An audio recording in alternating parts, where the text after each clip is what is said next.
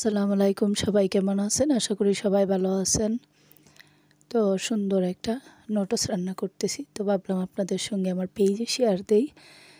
তো এই নোটসটা রান্না করে আমার মেয়েকে খেতে দেব। আমার মেয়ে নোটসকেই তো বারবার বলতেছে, তাই ভাবলাম নোটসটা যেহেতু বানাবো তো আপনাদের সঙ্গে শেয়ার করি। তো বানানোর পরে দেখেন মেয়েটা কত খুশি হয়ে খাচ্ছিল। তো এখন প্রথমে আমি কড়াইয়ে কিছুটা তেল দিয়ে তারপরে কিছুটা পেঁয়াজ কুচি দিয়ে দিলাম, দিয়ে ভালো করে নেড়ে চেড়ে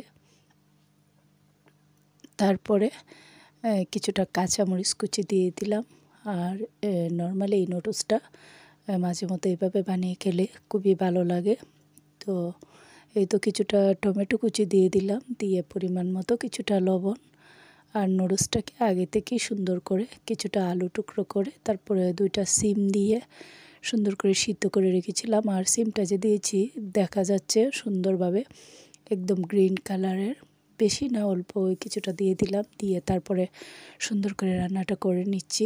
তো কেমন লাগলো আমার নুডলস রান্নাটা অবশ্যই কমেন্টে জানাবেন। প্রচুর ঠান্ডা লেগেছে, তারপরেও চেষ্টা করছি আপনাদের সঙ্গে থাকার জন্য।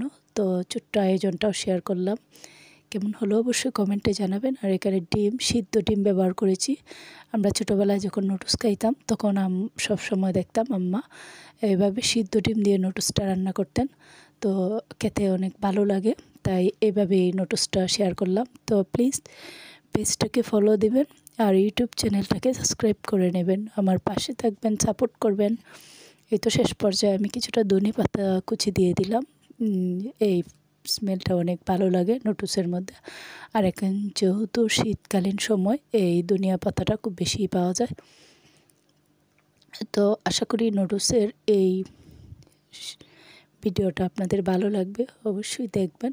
আর শেষ পর্যায়ে নুডলসের যে মশলাটা আমি দিয়ে দিলাম, উপরে দিয়ে আরও কিছুক্ষণ নেড়ে চেড়ে নামিয়ে নিব। তো সবাই ভালো থাকেন, আমার জন্য দোয়া করবেন। সালাদ দিয়ে পরিবেশন করলাম। আল্লাহ হাফেজ।